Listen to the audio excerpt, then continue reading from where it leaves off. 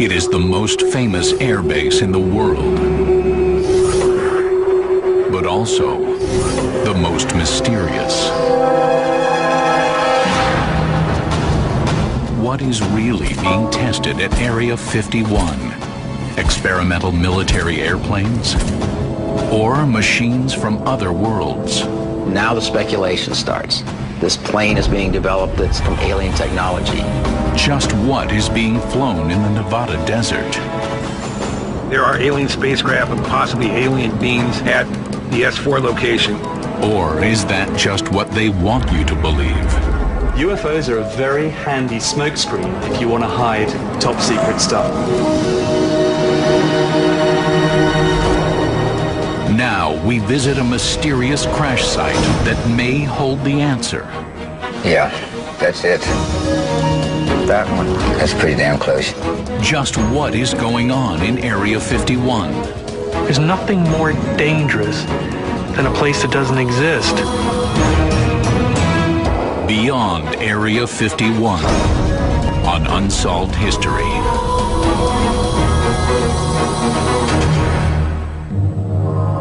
Since the 1940s, there have been thousands of reported sightings of UFOs, unidentified flying objects. These mystifying and intriguing encounters have created a new geography of secrecy. And the center of this world is a desolate stretch of desert in Nevada called Area 51. Located approximately 100 miles northwest of Las Vegas, Area 51 is known by many names. Dreamland, Paradise Ranch, and Groom Lake.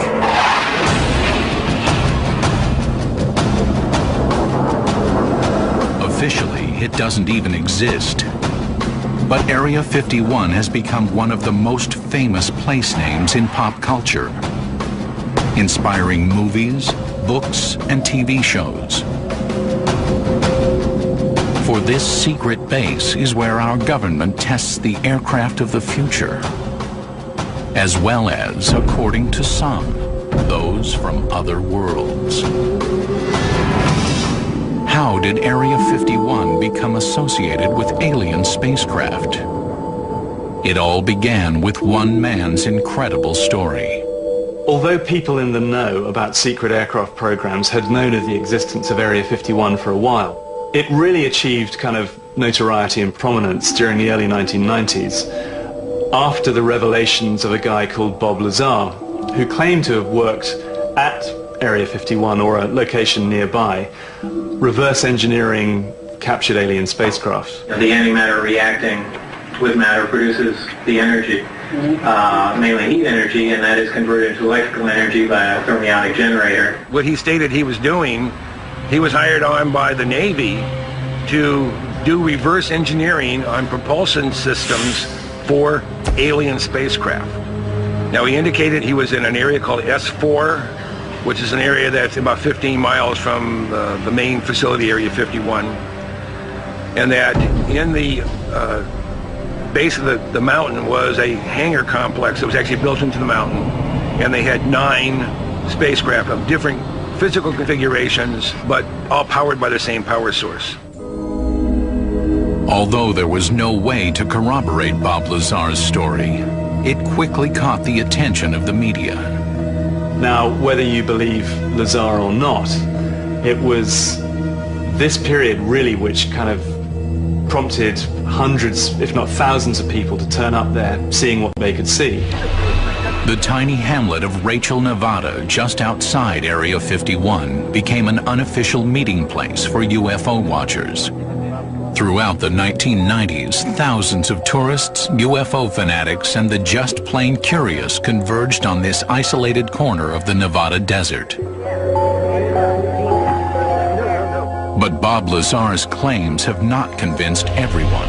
There is no evidence at all of any alien or extraterrestrial presence or involvement at Area 51. Our Are alien spacecraft housed in underground bunkers beneath the desert? Or are these reports of UFOs part of a cover story to obscure the truth? One of the best sources of keeping something classified is disinformation. The best way to do it is say it's, is imply that it's a UFO, when in fact it was a man-built aircraft. To uncover the truth about Area 51, Unsolved History has assembled a team of investigators. Military aviation expert Nick Cook, aviation author and historian James Goodall, UFO researcher Stan Gordon, and historian-in-residence Daniel Martinez. Together, they will revisit some of the most intriguing UFO sightings of recent years and separate the facts from the myths about Area 51. The history of Area 51 begins in the early days of the Cold War, when the United States and the Soviet Union were locked in a frantic arms race. Area 51, which included a dry lake bed known as Groom Lake, was one of several blocks of land carved out of the Nevada desert for testing atomic weapons. In the spring of 1955, grid number 51 was chosen to test another type of weapon. Area 51 came about largely thanks to the Lockheed Company, which was doing a lot of secret work post the Second World War and needed a very remote and secure location to test its then top-secret spy plane projects. Lockheed Aeronautics engineer Kelly Johnson enlisted a friend to help him find a suitable location to develop their new spy plane, test pilot Tony LeVere, the man who some say is the true father of Area 51. I told Kelly in simple words, I know exactly what you want, and I'll get right with it, which I did. I'm searching for the perfect dry lake, because I knew that a dry lake is the best natural landing field for experimental flying that ever was devised. When LeVere and his team came across the area around Groom Lake, he knew he had found the spot. This thing is, on a scale of 1 to 10, it's a 10 plus. The rest of them don't even stand a chance. Its location was really out in a godforsaken country, and not very many people roam around those parts. Within a few weeks, Area 51 had become the U.S. government's most top-secret test facility. The first project to be tested, the U-2 spy plane. Equipped with highly sensitive cameras and infrared sensors, the U-2 was capable of producing detailed aerial images of enemy installations from altitudes as high as 70,000 feet, far beyond the range of enemy radar. From the very beginning, the U-2 was a CIA-operated spy plane. And the way our government decided to cover the fact that it wasn't truly a spy plane is they said it was used for weather reconnaissance. For over 4 years, the U-2 flew dozens of missions over the USSR, gathering vital photographic information about the Soviets' military capabilities. But in May of 1960, the U-2 program came crashing to Earth.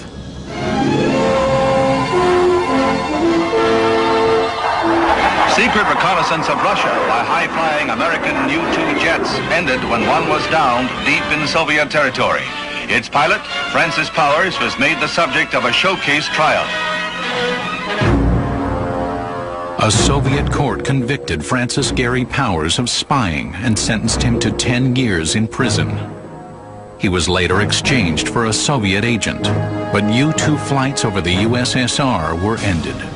Although the U-2 incident was a severe setback for the U.S. government, the spy plane had provided invaluable information during the Cold War. Without images coming from the U-2s, we would not have known that the Soviet Union was moving intermediate-range ballistic missiles into Cuba. It proved what the Soviet Union had and what they didn't have prior to satellites coming into operation.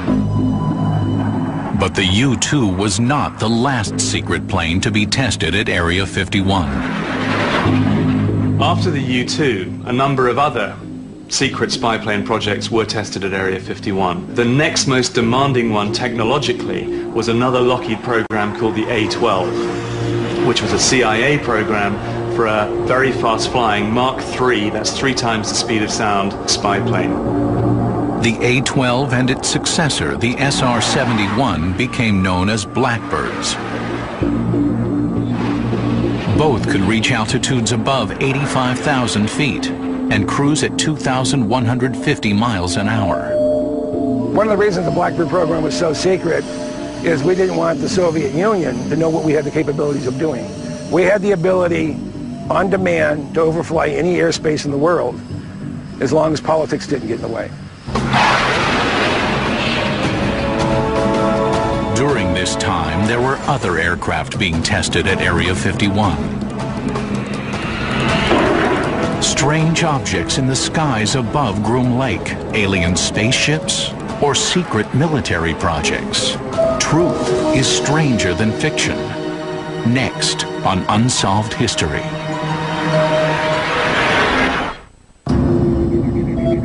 Ironically, the very secrecy that surrounds Area 51 has created a fertile breeding ground for rumors of UFOs. The reason people are fascinated with Area 51 is the simple fact that the United States government, our government, which is paid by our taxes, continues to deny the existence of Area 51. For years, amateur UFO watchers had reported sightings of strange, wedge-shaped objects cutting through the skies above Groom Lake. The mystique about Area 51 really started growing in the mid-1980s when there were a lot of spooky airplanes or spooky sightings in and around the Nevada test site.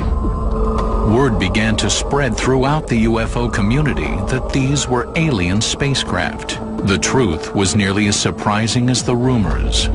An aircraft that defied belief. In the mid-1970s, a number of organizations, but principally Lockheed, got the idea that you could significantly reduce the radar cross-section of an aircraft down to the size of something approaching a small bird or even an insect. The name for this new technology was stealth, aircraft practically invisible to radar. The prototype for the stealth plane was codenamed Have Blue. The Have Blue design incorporated angled surfaces or facets to break up the radar reflection. A later program called Tacit Blue utilized smooth contour shapes for the same effect. Tacit Blue was a technology demonstrator developed by Northrop to prove that they could build and develop a low observable aircraft without faceting. It was a blended shape where they can control the shape precisely. The Have Blue and Tacit Blue projects evolved into America's most top-secret aircraft to date. The B-2 stealth bomber and the F-117 stealth fighter. You have to bear in mind that here was an aircraft that was being tested and deployed in secret. It was vital that no one got to see it. The F-117 utilized special composite materials and faceted surfaces to absorb and deflect radar, enabling the plane to fly undetected. To a casual observer, the craft might indeed appear otherworldly. The first time I ever saw an F-117, I thought for sure the airplane was changing shape, just because of the way it's faceted and the way the light was glinting off of it. And I just, I couldn't believe what I was seeing. If an untrained person saw an F-117 for the very first time and saw it head on, it would look like a flying saucer. And the thing about it, if you can't explain what it's up there, if you look up in the sky and you see something and you can't identify it, it's an unidentified flying object. In January 1991, the F-117, developed over years of secret flights in and around Area 51, was put to the test during the First Gulf War. The B-2 and the F-117 have since become vital components of American air power. Both planes saw action during the Bosnian conflict, and again in 2003 during the invasion of Iraq. But as our military is called upon to fight a new kind of war, new weapons have been developed and tested at Area 51. Recently, we caught a glimpse of the future of warfare. Unmanned aircraft. In Afghanistan, the Air Force RQ-1 Predator, an unmanned aircraft equipped with surveillance cameras, scoured locations too dangerous for troops. Since then, the Predator has taken on an offensive role. Equipped with Hellfire missiles, unmanned assault aircraft will enable the soldier of the future to engage the enemy without placing himself or herself in harm's way.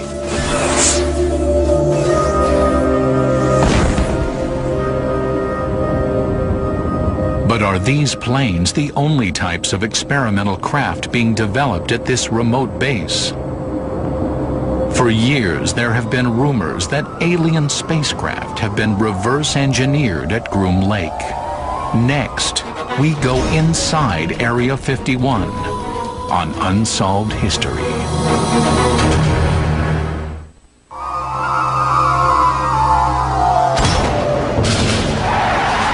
The secrecy that surrounds Area 51 has created a subculture where nothing is too strange to be believed.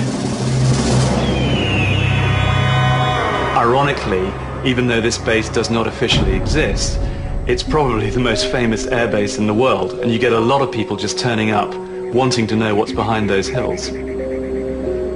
When you go to a place like Area 51, you have to be very mindful of what you're going to see, because inevitably people go there with preconceptions. They see what they want to see when they're around Area 51. If you're a UFO nut, you're going to see a UFO. It's just one of those places. It's a place which engenders fascination, and it's a place that triggers the imagination.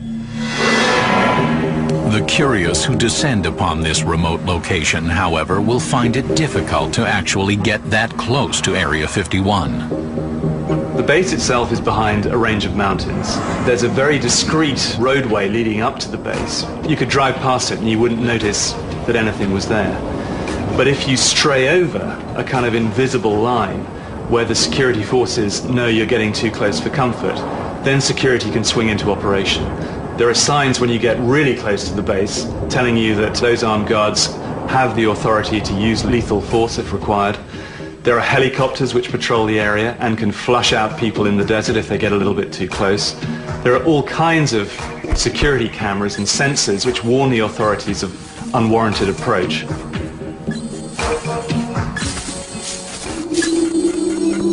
At one time, it was possible to get a look at the base by climbing the nearby mountains. But in 1995, the government withdrew access to public lands that surround the facility and declared the most popular observation points off limits. Today, the day-to-day operations at Groom Lake are still cloaked in secrecy, though it is still a very active site. It's a facility that employs anywhere between 1,500 and 2,500 people on any given day. They had flights going out of Palmdale, out of McCarran International Airport in Las Vegas, and out of Hill Air Force Base. So you have people coming in from all directions. You have buses that go in there with workers every morning. It's a very, very busy place. Well, of course, if you work at Area 51, which is a base that does not exist, you have to be completely silent about your activities there. That's the whole point. You don't discuss these projects at all. You don't just discuss working on them, you don't discuss the existence of these programs, and that is essential. There is only so much you can see from the ground, but there is another perspective of Area 51. Global Security is a non-profit Virginia-based think tank that analyzes satellite images of military and industrial installations from around the world. We asked them to examine a satellite photo of Area 51 and evaluate the expansions and improvements that have occurred since 1968. You can see the change that's taken place at this base over this period of time. The most significant portion of this is the addition of the new runway right here. The original runway at Groom was 18,000 feet long, which is almost twice as long as a normal commercial international airport runway. And the reason for all that overrun is with the SR-71 test program, they wanted to have lots of extra space in case they lost the brakes or something went wrong. And you can see in the new image that there was an extension sometime in the 1970s or 80s. And then in the early 90s, an entirely new runway was built. This new runway is the longest in the world. Why has it been built at Area 51? Is it possible that it was designed to accommodate a new top-secret spy plane? A plane the government claims does not exist. In 1991, there was a series of unexplained sonic booms in the Southern California area, literally shaking windows. Seismologists estimated that the aircraft that produced the booms were flying between Mach 3 and Mach 4, up to 4 times the speed of sound.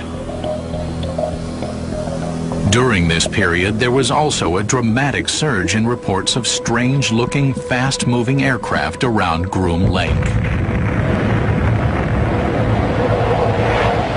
At the same time, the Air Force abruptly canceled the SR-71 Blackbird program.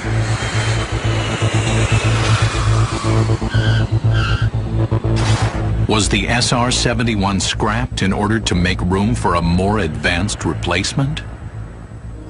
Some people believe that a spy plane called Aurora replaced the SR-71. Rumors have it that this aircraft was developed in secret, was extremely high-flying, fast-flying. In the early 1990s, Aviation Weekly published reports of an aircraft observed in the night sky at extremely high altitude. Could this be the Aurora? The Aurora is thought to fly as fast as 8,000 miles an hour, or about Mach 12, and an altitude is somewhere in the neighborhood of between 150 and 225,000 feet. From Area 51 to New York City on an Aurora-type aircraft would be in a matter of about 10 minutes. That's pretty fast.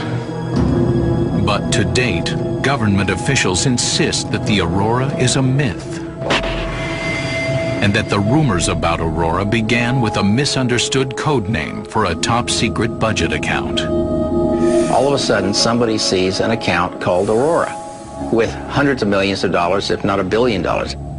Wow. Now the speculation starts. This plane is being developed that's from alien technology. The fact is that Aurora does not exist.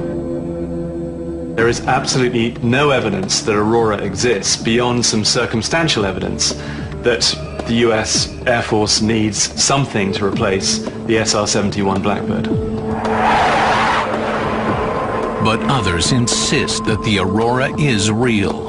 According to James Goodall, Lockheed's Ben Rich indicated that there was in fact such a plane. Ben Rich was the retired president of the Lockheed Skunk Works, so he was a man in the know. I also had friends at Pratt & Whitney who confirmed that there was, in fact, an Aurora-type aircraft had been flown along with a mother airplane, and it was designed for, one, reconnaissance, but also for verification of nuclear proliferation. We were not able to substantiate James Goodall's claims about these alleged statements. But whether it exists or not, the Aurora has enhanced the mystery and intrigue surrounding Groom Lake and Area 51. But is it possible that other secret aircraft from Area 51 may be responsible for a string of UFO sightings? When we return, strange triangular objects in the night sky. Experimental aircraft or alien spacecraft? Next on Unsolved History. Area 51 has long been associated with strange sightings in the sky. Is it possible that a secret project at Area 51 could be responsible for reports of large triangular-shaped UFOs? Beginning in 1989, thousands of witnesses in Belgium reported seeing a triangular craft with 3 bright white lights and a blinking red light in the center. A similar sighting occurred in Arizona on the night of March 13, 1997.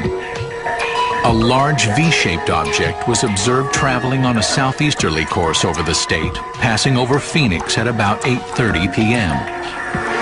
Although seen by hundreds of people throughout the state, only one known videotape exists of this phenomenon.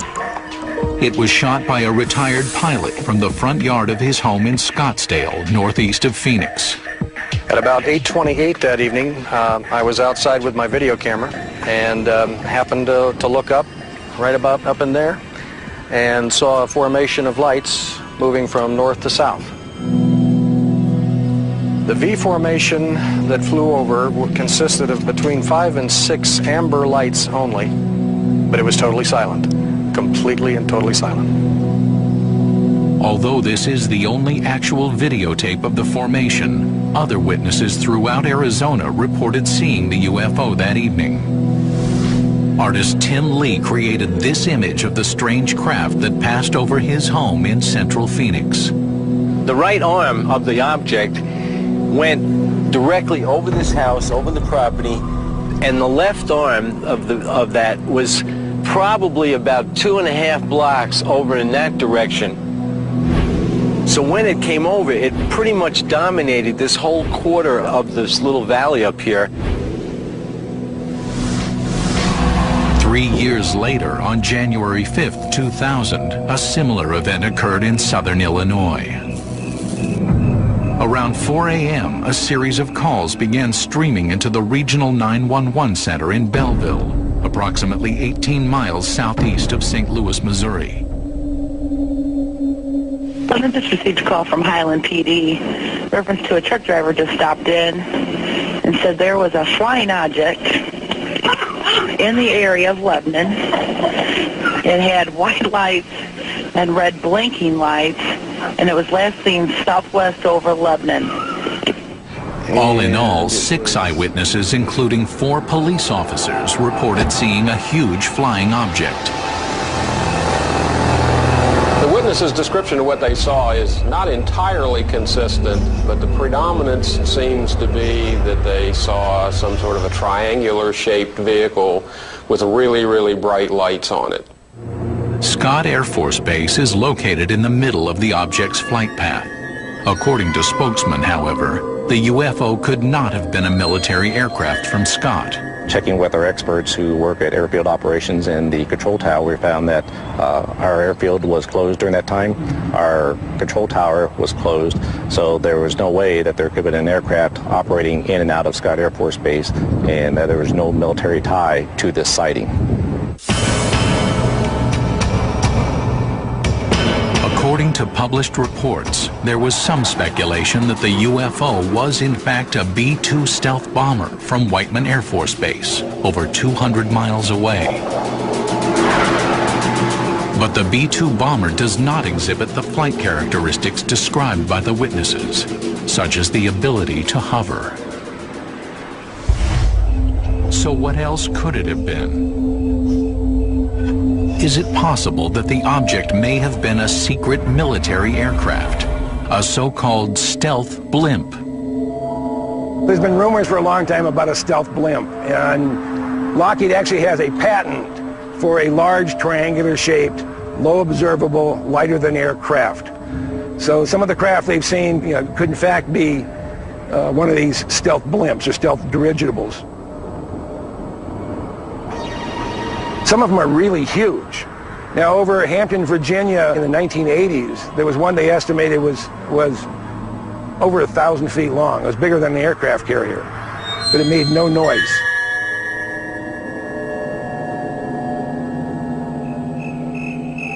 But others are not convinced that these are just experimental military aircraft, especially when they perform maneuvers that defy belief.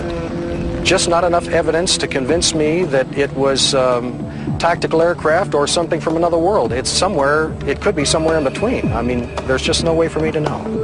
The truth behind these strange flying objects remains a mystery. Whether they were optical illusions, experimental aircraft, or of an unexplained origin.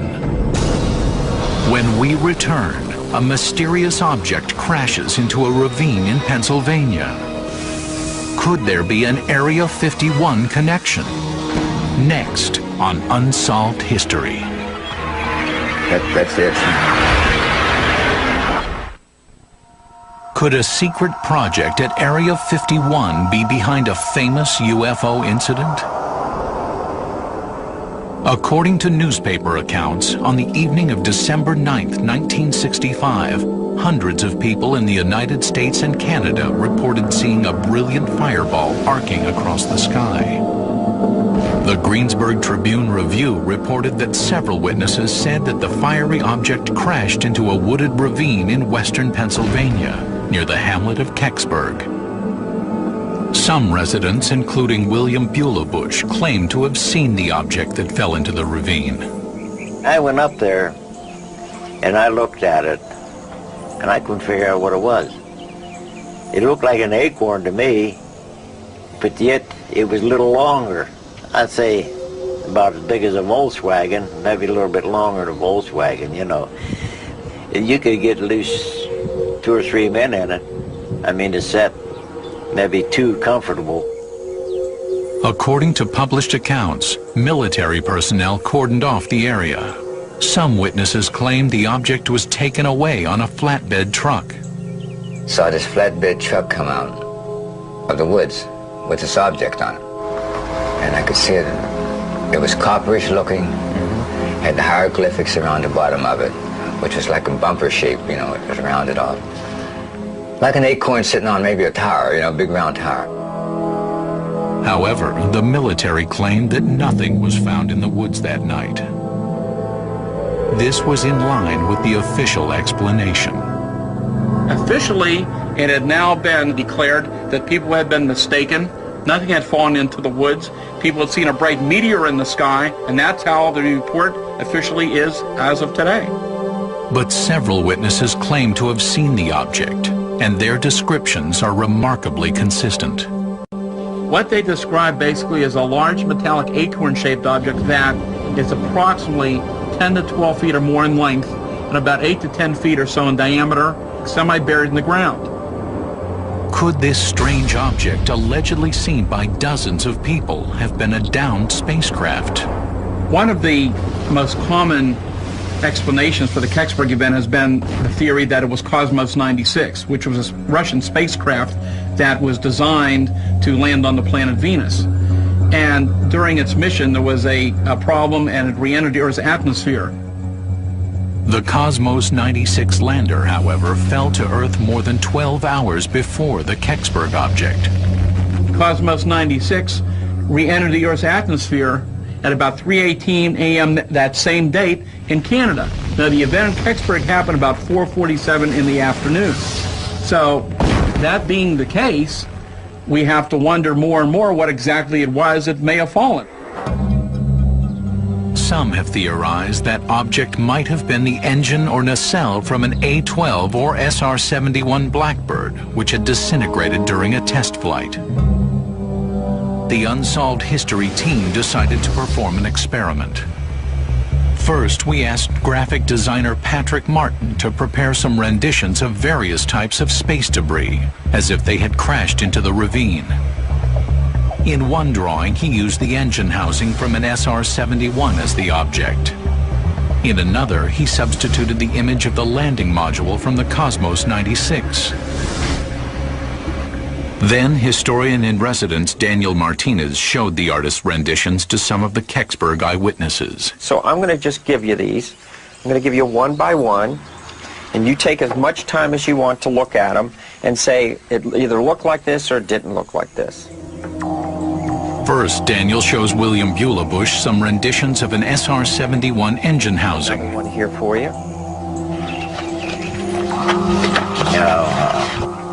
Nope. Here's another.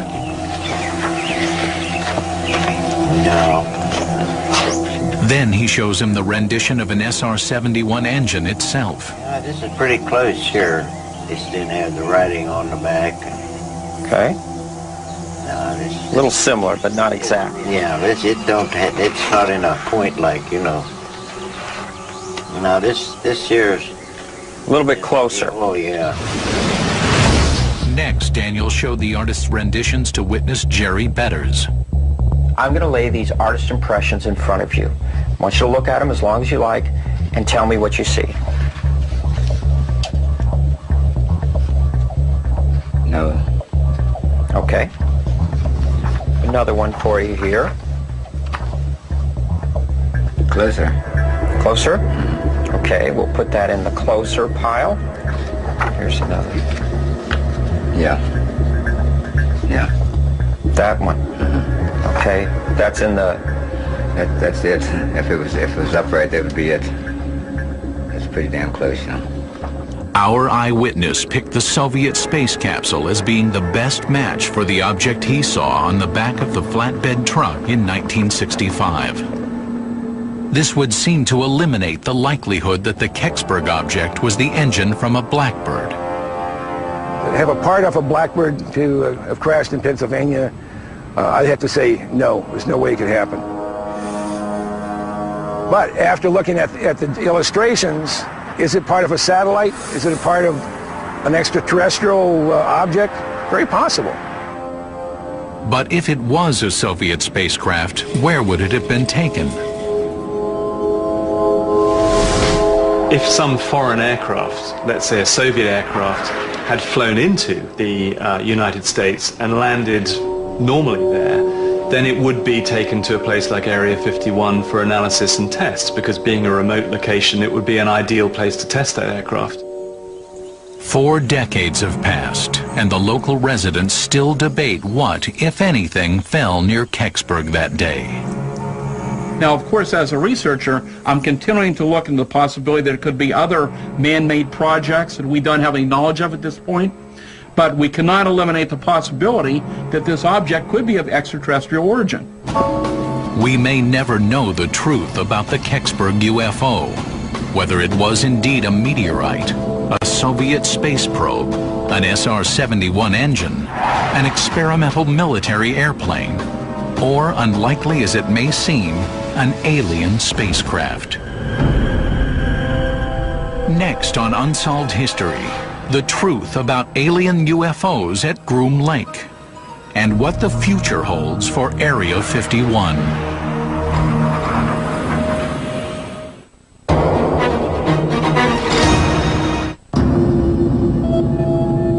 Area 51 is still an active military facility, and the weapons of the future are still being developed and tested at this remote site. The last technology that we know was tested at Area 51 was essentially stealth technology, and we know that testing has gone on to kind of build it's almost like a Klingon cloaking device system to make aircraft more invisible to the human eye. One way you can make an aircraft less easy to spot with the naked eye is to coat it with an electrochromatic kind of polymer, which effectively, when coupled to sensors, can tell the aircraft what background it's flying against. So if you're on the ground and looking up, the sensors on the aircraft would register that the aeroplane is flying against a blue sky background. And so it will signal to the polymers below the aircraft that they should mimic the sky. So effectively what you're seeing is a chameleon-like thing that is flying through the air, shimmering a little like the Predator in that movie. Oh, yeah. It's floating, doesn't it? Yeah, it does. It looks like it's floating, but it's changing shape. But what about the rumors of alien spacecraft being tested at Area 51? In recent years, Bob Lazar, the man who claimed to have worked at a location near Area 51, has withdrawn from public life. His stories about having reverse-engineered alien spacecraft have largely been dismissed by government officials and the mainstream media. Lazar's credibility was broken down pretty bad. He never worked up there. He never worked for Los Alamos or in any of the labs in New Mexico. He may have been up there, but he didn't work for the government. He worked maybe for a private contractor. But no one up there at Area 51 or any place in the labs acknowledges that any spaceship really existed. But some still defend Lazar's credibility. The question is, are there alien craft or alien beings at Area 51? The answer to that is no. But if you believe Bob Lazar, which I do, then there are alien spacecraft and possibly alien beings at the S4 location, which is the southwest corner of the Papoose Range.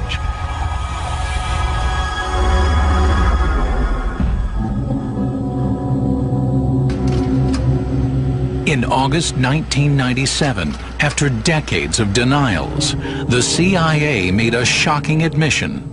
Thousands of UFOs reported by eyewitnesses were actually covert test and reconnaissance flights. UFOs are a very handy smokescreen if you want to hide top secret stuff behind them. And you don't get anywhere more top secret than Area 51. So the legends that surround Area 51 are going to be very handy for someone who wants to engender a bit of disinformation to go and do a bit of spinning.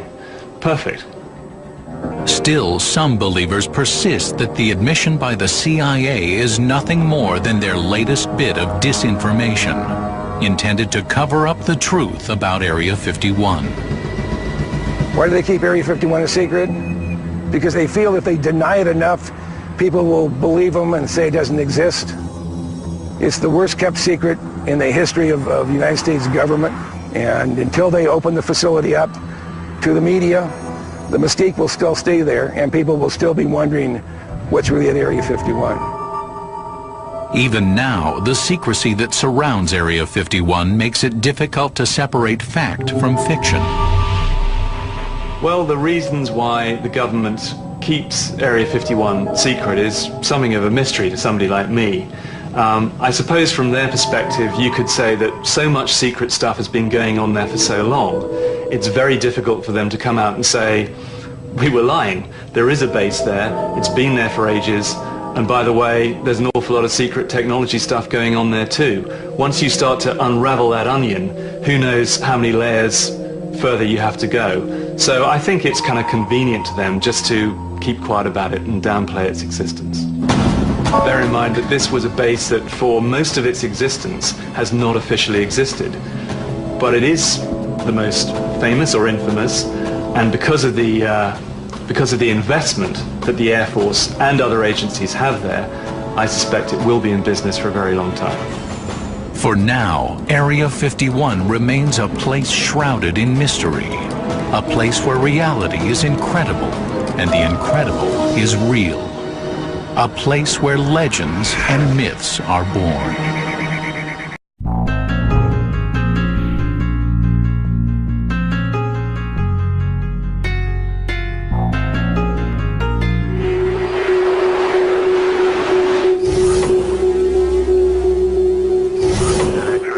It is the most famous air base in the world, but also the most mysterious. What is really being tested at Area 51? Experimental military airplanes? Or machines from other worlds? Now the speculation starts. This plane is being developed that's from alien technology. Just what is being flown in the Nevada desert? There are alien spacecraft and possibly alien beings at the S4 location. Or is that just what they want you to believe? UFOs are a very handy smokescreen if you want to hide top secret stuff. Now we visit a mysterious crash site that may hold the answer. Yeah, that's it. That one. That's pretty damn close. Just what is going on in Area 51? There's nothing more dangerous than a place that doesn't exist. Beyond Area 51. on Unsolved History.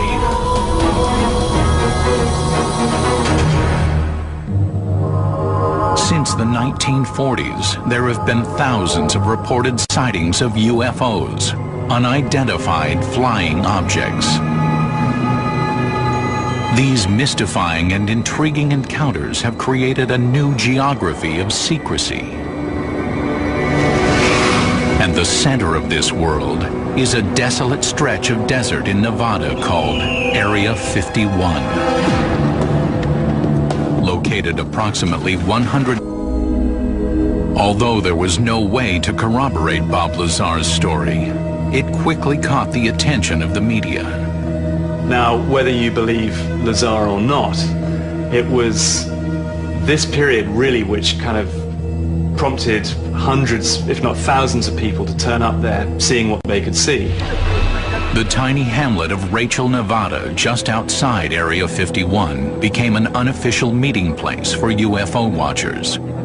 Throughout the 1990s, thousands of tourists, UFO fanatics, and the just plain curious converged on this isolated corner of the Nevada desert. But Bob Lazar's claims have not convinced everyone. There is no evidence at all of any alien or extraterrestrial presence or involvement at Area 51. Are aliens the existence of Area 51 for a while? It really achieved kind of notoriety and prominence during the early 1990s after the revelations of a guy called Bob Lazar, who claimed to have worked at Area 51 or a location nearby, reverse engineering captured alien spacecraft. The antimatter reacting with matter produces the energy, mainly heat energy, and that is converted into electrical energy by a thermionic generator. What he stated he was doing, he was hired on by the Navy to do reverse engineering on propulsion systems for alien spacecraft. Now, he indicated he was in an area called S4, which is an area that's about 15 miles from the main facility, Area 51, and that in the base of the mountain was a hangar complex that was actually built into the mountain, and they had 9 spacecraft of different physical configurations, but all powered by the same power source. Miles northwest of Las Vegas, Area 51 is known by many names. Dreamland, Paradise Ranch, and Groom Lake.